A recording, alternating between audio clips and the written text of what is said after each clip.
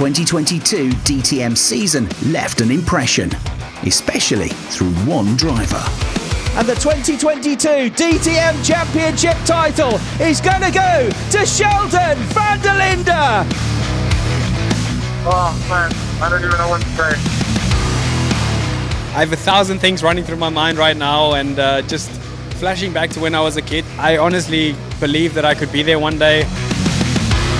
He started from pole twice and was victorious 3 times.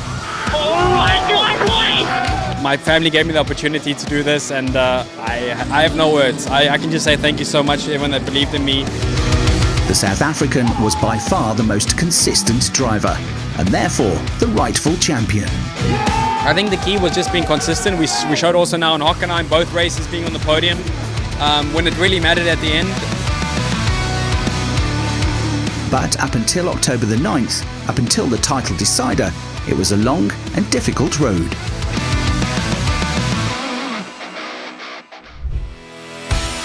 The new DTM season got underway at Portimao in Portugal and immediately created a stir.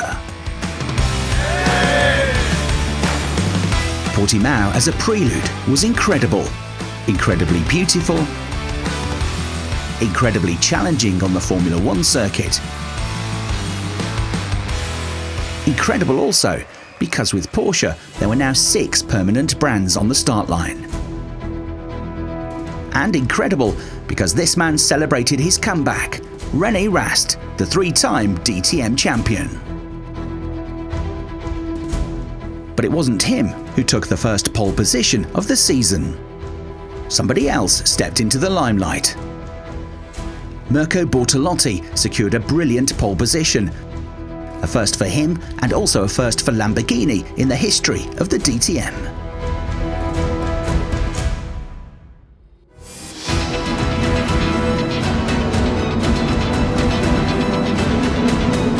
So we're all set to go racing then. Getting ready then for the rolling start as the lights go out and the DTM 22 season gets underway. It's absolutely neck and neck for the lead of the race here. Grenier's got a really good start on the outside line, he is though, and he's still got his nose in front.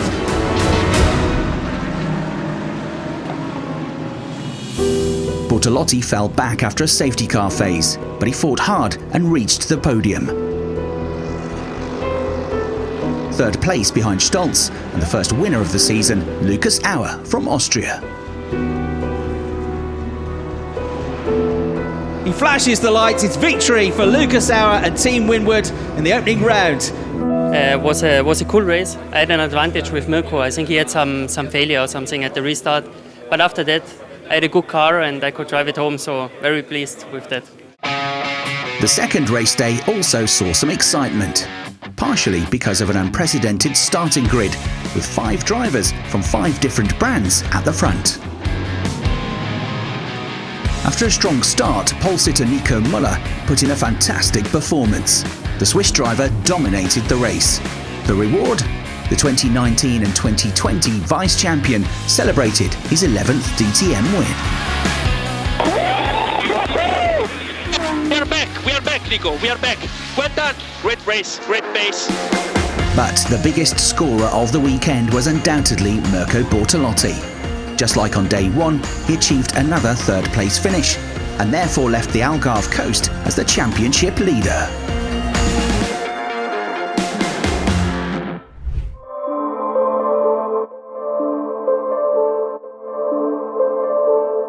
The second race weekend of the DTM took place at the Lausitzring, with Lukas Auer immediately going full throttle. He pocketed the first pole of the weekend, but the win didn't follow because of Sheldon van der Linde. He kept his cool to record his 2nd win in the DTM. Oh man, I literally have no words. Honestly, it's been such a long time coming. My last win was in Assen 2 years ago, but I think the key was really just the start. Even though Lukas Auer only got 3rd behind Lukas Stolz, it was enough to take the championship lead. Mirko Bortolotti, the points leader up until this stage, was unable to finish any higher than 6th place. What happened? It's a bit complicated to answer, I think. We can only focus on our job. That's what we did. Absolute maximum result for us. The next day, Sheldon van der Linde was also able to use the full potential of his car. He made his title ambitions very clear throughout an incredible race day on Sunday. First, he grabbed a fantastic first BMW pole of the season. Then he produced a comfortable race win. Sheldon van der Linde crowned himself the King of Lausitz. It is the Lausitzring 2022, and it is going to be just about a double win for Sheldon van der Linde.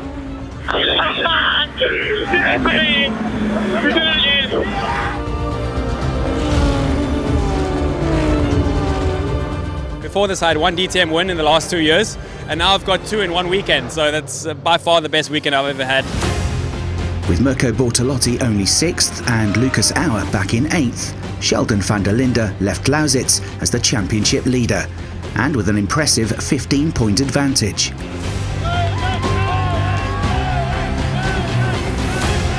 After having a van der Linde in the title fight the year before with Kelvin, it was apparent there would be another one this year. Only this time, his name was Sheldon.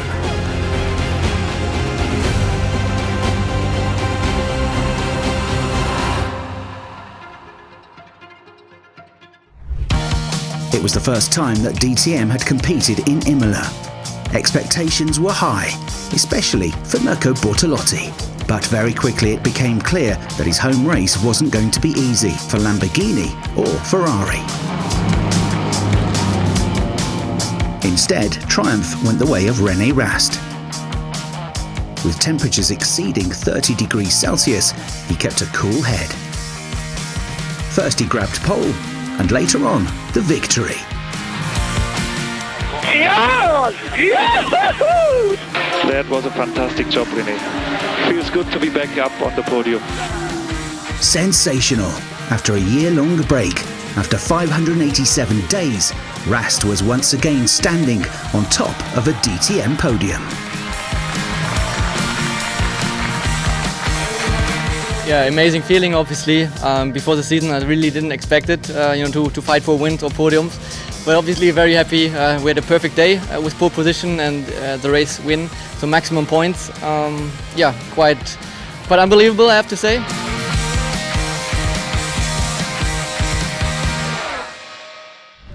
Another Audi driver was allowed to celebrate on the second race day.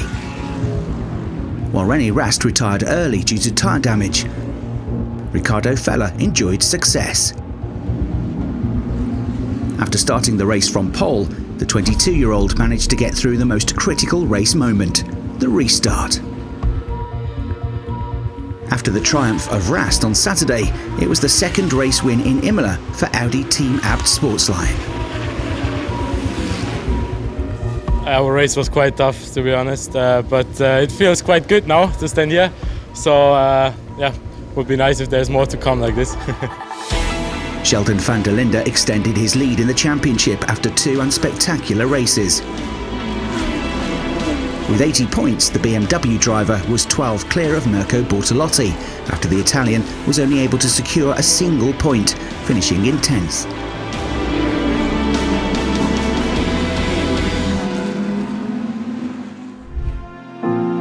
The fourth race weekend took place in his hometown, on the Norrisring in Nuremberg, at the most successful place for Maximilian Götz.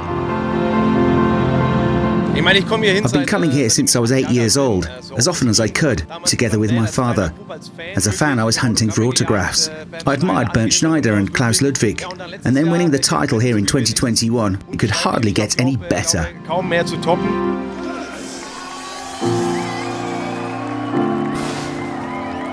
The first champion in the new chapter of the DTM, an unforgettable title in many ways.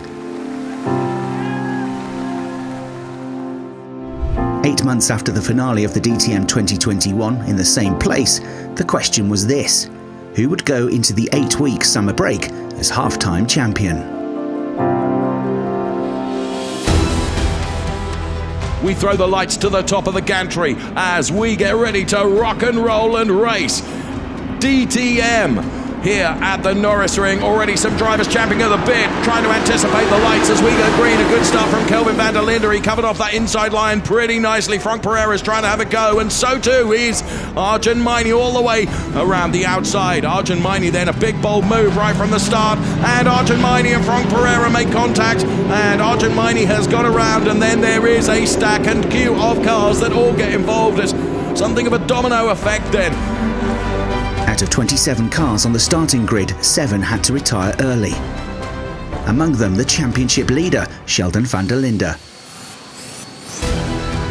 And that's not all. In total, the safety car had to be sent onto the circuit 3 times. On top of that, a full course yellow phase. Only 11 cars reached the finish line. Through it all, Thomas Preining came out on top. The Austrian achieved the first ever DTM win for Porsche. Yes!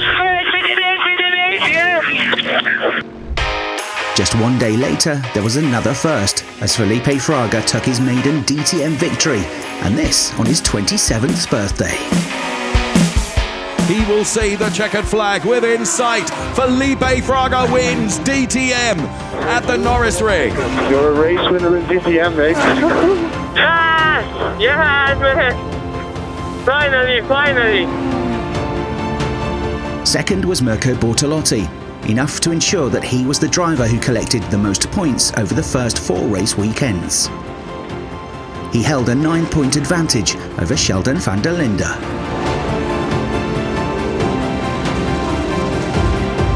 We did a good job so far. I mean, we've been 7 times in the points out of 8 races. Yesterday was a black day, and we came back in the right way today, scoring good points, having the best result for us this season, and we need to keep going like this. Up to now, he'd been an underdog, but it became clear that his role on the grid would now change, from being a competitor to becoming the hunted. For Bortolotti, a whole new kind of pressure. Would he be able to withstand it for the second half of the season?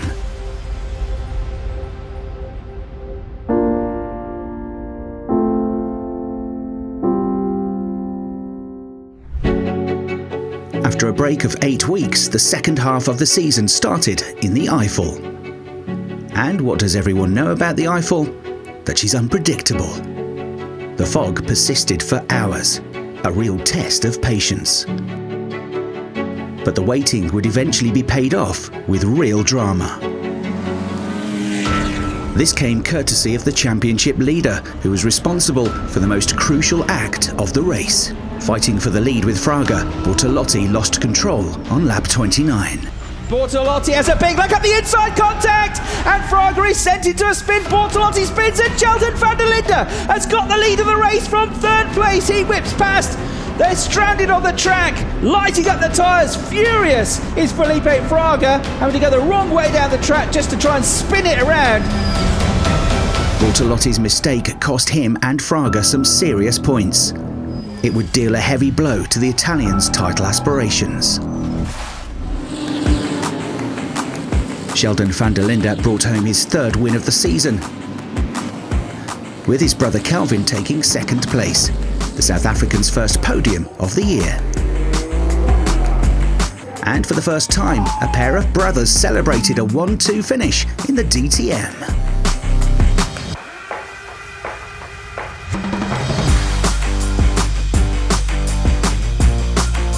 You know, I didn't win today, but this is probably the happiest day of my life. I honestly, this is what dreams are made of. When you're standing with your best mate, your brother on the podium. If mom and dad, you guys are watching, I'm so proud of you guys, and thank you so much for everything. And I'm speechless, honestly. This is what we've been dreaming for our whole lives long, and we said this whole year that that's our goal, is to be on the podium together. Obviously for the championship for myself, it's amazing. So I don't think I've ever been this happy in my life. As a result, Sheldon took over the championship lead. The race for the title was also the focus of day 2, because Bortolotti's ambitions got the better of him again. He needs to focus on the battle ahead, because alongside him now comes Mirko Bortolotti, trying the outside line at turn 1. Kelvin deliberately purposefully lets the Audi drift wide itself to fend off the inside line for turn 2. Clever car positioning that from the South African. Bortolotti looking for the inside line at turn 4 if he can by going the outside here. He's maybe a bit too far back, or is he? Goes for it, goes for the move. There it is, there's contact again, and it's a left rear problem this time for Bortolotti. Overall, these two incidents had cost Bortolotti a potential 28 points in the Eifel. Benefiting the most was Lukas Stolz, the German celebrating his first ever DTM victory. Into the final corner comes the HRT Mercedes. Here comes Lukas Stolz, who becomes a race winner in the DTM. It's hard to describe, I would say. Still, emotions are really, really high. But yeah, to win at your home track with your home team, it's based in Moisbad, it feels awesome. With Lucas Auer making it onto the podium in 3rd place, he was now also 3rd in the overall standings.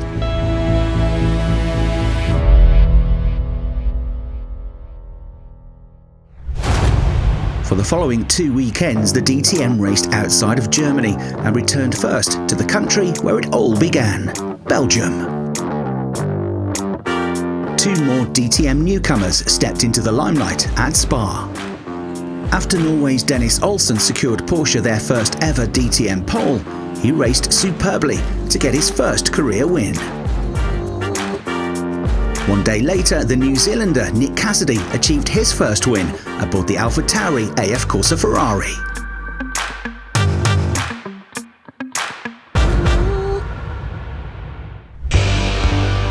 Championship leader Sheldon van der Linde experienced a difficult weekend in Spielberg. Just as he'd done at the Norrisring, the South African finished outside of the points. But could the competition take full advantage of this? During the first race in Austria, the title contenders went on the offensive.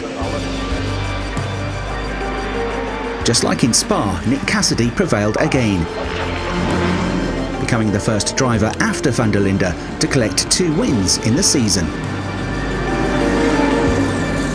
Oh my God. Thank you so much. Back in the fight for the title was Mirko Bortolotti. After 4 races without a podium, he fought his way up to 3rd place behind René Rast.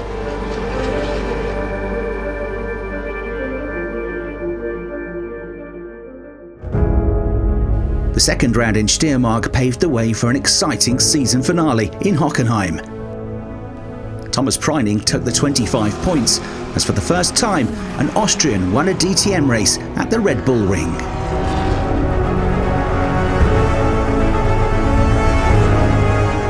And this is Preining time! Yeah, mate! Well done! Thank you! Yeah, it's honestly unbelievable. Winning a race in DTM is a big honor, and to do it on home soil is unbelievable. Honestly, the level is so high. The teams are working on an extremely high level, and the drivers are world class. So to win on home soil is spectacular. The other Austrian, Lukas Auer, took 6th place and thus regained 2nd position in the overall standings. He trailed by 11 points. And René Rast was lurking just behind him. Mathematically, 10 drivers still had a chance of winning the title ahead of the showdown in Hockenheim. That alone guaranteed thrills.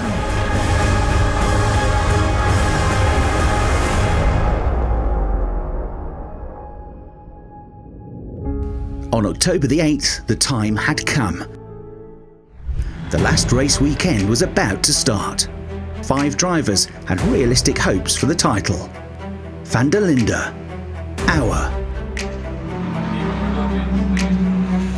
Bortolotti, Rast, and Preining. But the penultimate race of the season would shatter more title dreams, especially because of this dramatic incident. fast is third, but he's got Bortolotti barrelling up the inside of him now. On the brakes on the way to turn 8, he goes through the huge jump behind. Massive jump there, and fireball as well we've got. Look at that. It's a DTM engine that has become completely separate from the car. Oh, enormous impact that must have been. I have no idea actually what really happened. I think obviously we touched. I didn't see him in the mirror, and then we touched each other, and then it just went straight in the wall. Luckily, everyone was fine. After a long break, the race resumed. The intensity of the race for the championship heightened because of the result.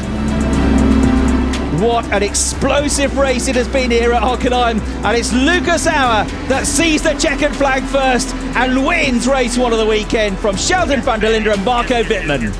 Yes, baby. Yes. Very good looking. Very good job. Very good job. Auer and van der Linde were now separated by just 2 points. One more time. Winning one more time was the task for René Rast. With this pole position, his title hopes were still alive.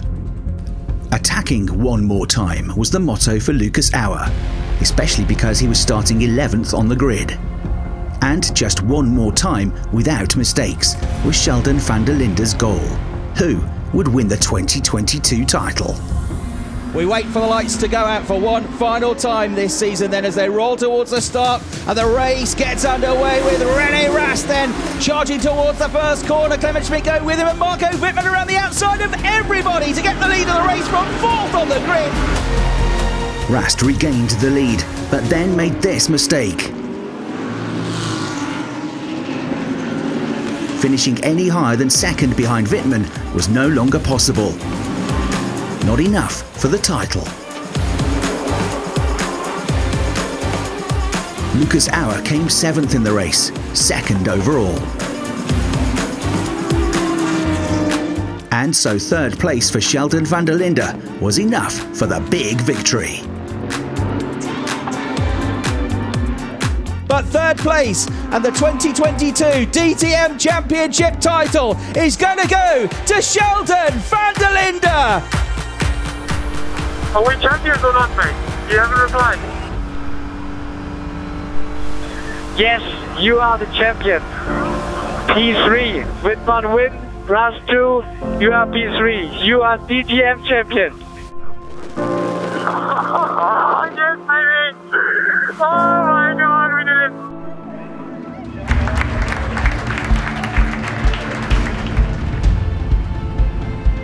Yeah, just so happy to be DTM champion. It feels unbelievable.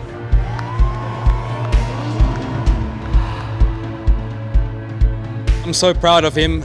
He did what I couldn't do last year, so I'm happy he could learn something from me. I think he has showed a very good performance over the whole year and for sure deserved the championship. He showed, even with his young age, that he grown to an absolute professional race car driver. And together with his team, with Team Schubert, with BMW, I think he could show his whole potential throughout the whole season. You know, these championships don't come easy, and who knows if there'll be one again. You cannot work like that, so we need to enjoy this one. Audi won the manufacturer's title. But for the first time since 2016, BMW delivered the DTM champion. And Schubert Motorsport became teams champions.